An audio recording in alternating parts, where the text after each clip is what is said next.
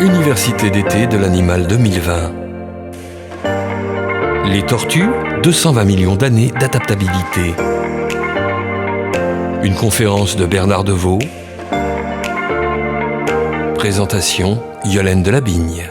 Alors Bernard Deveau, on continue avec notre tour des tortues et cette fois-ci sur la communication. En fait, on a l'impression qu'elles sont toujours solitaires et c'est pas vrai. Vous nous dites qu'elles peuvent vivre en groupe ou en famille. Oui, absolument. En fait, voilà, il y a plusieurs types de tortues sur la Terre selon évidemment les milieux où elles vivent. Normalement, une tortue est plutôt solitaire. Hein. Par exemple, les tortues d'Hermann françaises, une fois qu'elles se sont accouplées, tout ça, elles mènent une petite vie indépendante. Par contre, il y a toutes sortes d'espèces sur la Terre qui vivent au contraire en grands groupes et qui sont grégaires. Il leur faut absolument des compagnes et des compagnons à côté d'elles pour mener leur vie normale. Et on va donc citer quelques exemples. Ouais. Alors, une adaptation évidemment remarquable aussi pour que les mâles éliminent leurs partenaires et se fassent reconnaître, c'est que, contrairement à ce qu'on pense, les tortues ne sont pas muettes, pas du tout.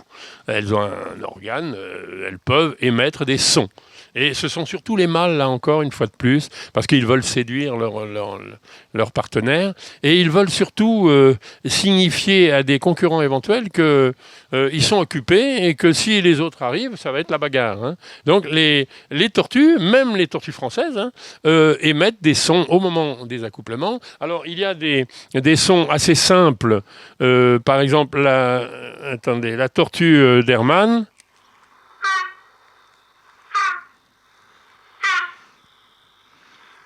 Vous avez entendu, hein, c'est assez simple, mais ça, quand on va dans la garrigue, nous, en avril, eh bien, on les entend là. Et on sait qu'elles sont là en train de... Vous faites très très bien la tortue, Bernard. Oui, je fais bien. D'ailleurs, j'attire même les femelles tortues comme ça, moi. Ouais. Et alors, il y a les plus grosses tortues, d'Aldabra et tout, hein.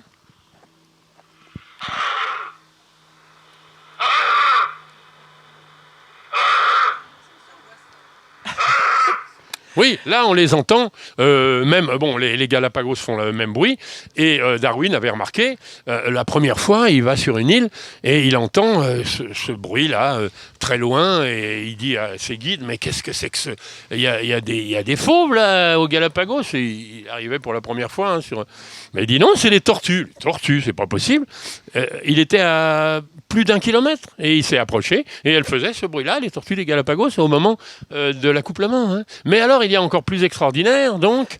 oui, voilà, c'est celle, mais là, est-ce qu'on a le mâle qui... Voilà, alors c'est un des tortues, c'est celle-là, les tortues mélomanes, elles s'appellent Manuria emis, et elles ne vivent qu'à Bornéo, et là encore, dans les forêts de Bornéo, c'est très sombre. Et elle n'a pas inventé les couleurs, je ne sais pas pourquoi, mais elle s'est dit, moi, je vais devenir une chanteuse hors pair, je vais développer un organe puissant, une vocalisation extraordinaire, et le mieux, c'est que les femelles, c'est la seule espèce au monde où les femelles répondent également, et font des espèces de miaulements, hein, de choses comme ça, et donc il y a, moi je les ai entendues à 10 mètres, là, et c'est une conversation amoureuse qu'elles ont. On a l'impression que le mâle, il dit, bon, alors tu veux ou tu veux pas? Et la femelle, non, pas tout de suite. Mais si, allez, viens. Bon, allez, on y va. Non, mais c'est extraordinaire. Extraordinaire. On sent le vécu, bon, je vous fais la traduction, là, évidemment. Hein. Et là, j'en ai un petit truc, ça donne pas mal. On va voir. Vous allez voir.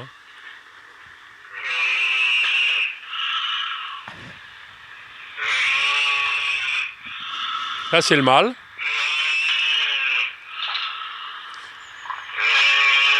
Puis après, la femelle répond. Vous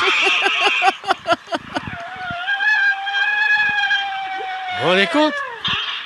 Ouais, donc, voilà, hein, n'imaginez plus les tortues muettes ou tout ça, hein, vous avez compris maintenant, ça peut faire des bruits extraordinaires. Allez, on poursuit. Ah oui, vous les verrez d'un autre œil maintenant. Il faut le dire, elles sont libidineuses, les tortues. Hein. Elles s'accouplent beaucoup. D'ailleurs, malheureusement pour elles, oui. Allez, on me coupe. Non, au contraire, on vous entendait pas, Bernard. Malheureusement pour elles, elles sont réputées pour être libidineuses et coquines, et c'est pour ça qu'elles sont admirées en Chine parce qu'elles sont considérées comme... elles ont deux attraits pour eux, la longévité et la qualité de reproduction. Donc c'est pour ça que les Chinois ont souvent des tortues chez eux. Et malheureusement aussi, vous savez qu'elles finissent toujours par être consommées. Hein. Mais ils les admirent pour ces deux qualités-là. Voilà. Merci Bernard.